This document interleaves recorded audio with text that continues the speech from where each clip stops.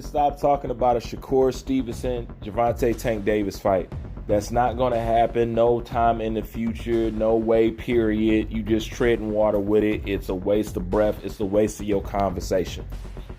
Some people are tripping on Calvin Ford because he went out there and said that Shakur Stevenson versus Gervonta Tank Davis is not a big fight. It's not a big money fight because black fighters don't sell. A lot of people didn't like that. I understand why y'all didn't like it. It was a very ignorant thing for Coach Calvin Ford to say. I don't know why he would say that, especially saying something that further hinders American boxers with that type of stereotype and stuff like that. So why he would want to regurgitate that and keep that alive as if, you know, there's other boxers who's not going to hear that, you know what I'm saying, just coming down the line in boxing. That's very stupid. But just like anybody else who says that, Coach Calvin Ford is gaslighting you, okay? Because they say the same thing in Hollywood. I don't know if this movie would do well if it's two main black leads and all that other stuff. Once again, they're gaslighting you, okay?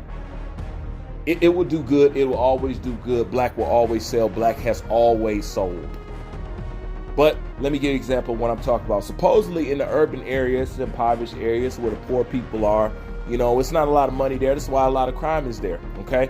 Well, let me ask you a question. If that is the case, then why do you have so many people willing to open up their nail shops, their beauty supplies, their dollar stores, their car dealerships, their these stores? Why do they want to open up all these stores in which they wouldn't go open up in their community, but they'll come open it up in yours, a community which they say don't have no money? It's very easy and simple to answer, because if you ask anybody in business what kind of dollar do they want, they will tell you they want the black dollar. And why do they want the black dollar? Because the black dollar spins and it doesn't discriminate. Plus it doesn't circle around in the neighborhood maybe but one time and it goes right back out. In business, nothing spins and nothing is better than the black dollar because it spins and it does not discriminate. Now you have all these people who's about money who come set up shop in your neighborhood. So evidently there's more money there than what they're telling you is actually being generated over there, because supposedly that's the poor area. Then how come all these people who are about money are putting their jobs where the poor area is? Evidently it's more money in that area than which they're leading you on to believe. And that's the gaslight. See, the liquor store owner knows there's money in the hood. You know what I'm saying? He knows. Okay? The dollar store dude, he knows there's money in the hood. The Lee's the beauty supply lady, she knows this money in the hood. The nail salon place, she knows this money in the hood. Everybody knows this money in the hood but you, because they're lying to you. Because if they was able to tell you anything different, you might get smart and they might not get that money. Because they damn sure can't make that money where they live. They come where you live to make that money. And that put them through college, walking on marble floors and the whole nine. But y'all broke. Well, that's the same thing Calvin Ford is doing by saying that kind of crap. It's not true, okay? They told the same thing to Terrence Crawford, and they told the same thing to Errol Spence. I'm pretty sure Al Heyman told him the same thing. You guys are not going to sell. You guys are not going this. You guys are not going to blase, split, and snap. Look what that one fight did for boxing. That one fight helped put Terrence Crawford on a map around the world. But look what that one fight did for boxing. That helped build boxing back up. That helped bring eyes to the sport.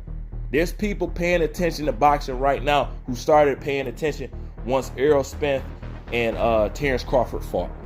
That was good for boxing all the way around. Okay? So why would they constantly tell us lies if that was good for boxing all the way around? Because it wasn't good for their pocket. And that's the same thing Calvin Ford is talking from. A Shakur fight, but that's not good for their pocket.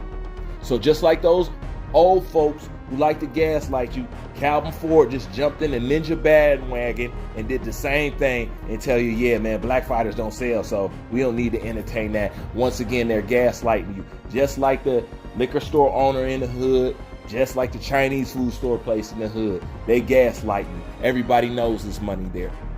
Okay?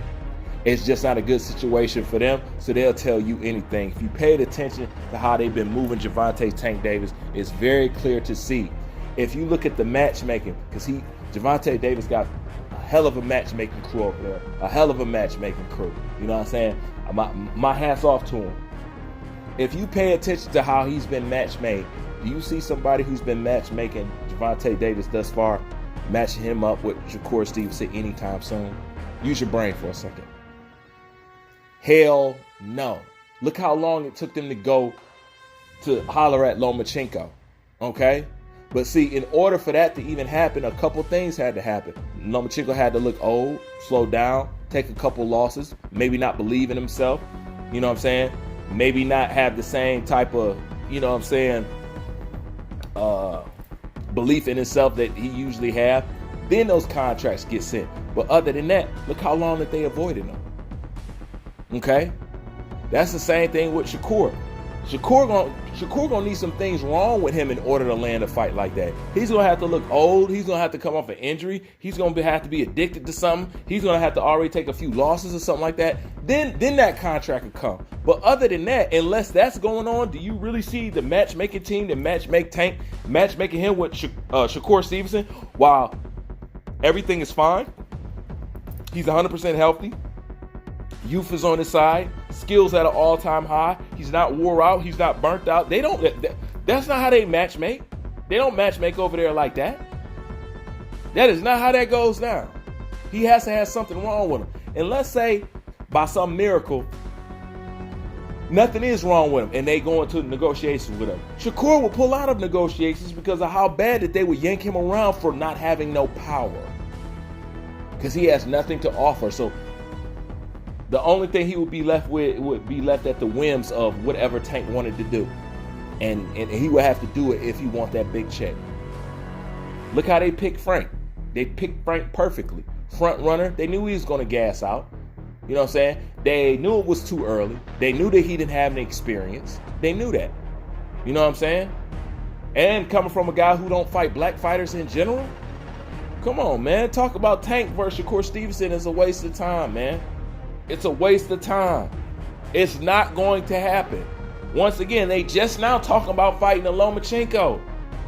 And I don't look at Loma more threatening than SHAKUR.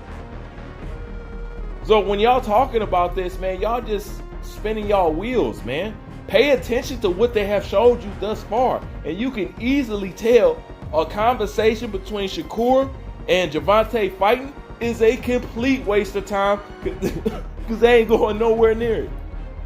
So Calvin ain't got to gaslight us, talk about black fighters don't sell this, that. No, that situation just ain't good for them over there.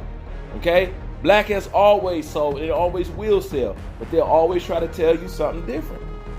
Just like the fish fry place in the hood, just like the dollar store place in the hood, just like somebody making some money. You know what I'm saying? So if it ain't no money there, then why is everybody business there? It don't make sense. It's the same thing over there, but you can tell by the way they matchmaking him, ain't gonna be no SHAKUR, ain't gonna be no Devin Haney. That's the last thing they're gonna do because Gervonta Davis is in a world all of his own. He don't have to play by the regular rules. And most importantly, let me end it with this. Did you not see Errol Spence get on camera in front of the whole world and say to his face that he don't fight nobody? And did you see Gervonta come up with a rebuttal or deny it? No, he didn't. He just stayed silent because he knew he couldn't say nothing because he knew Errol was telling the truth. In order for y'all to get the kind of fights that y'all want for Tank, Tank first has to have a competitive nature with himself. And he doesn't have that. Tank is just going to fight whoever you put in front of him. End the story. That's all. Like, comment, subscribe. I'm out.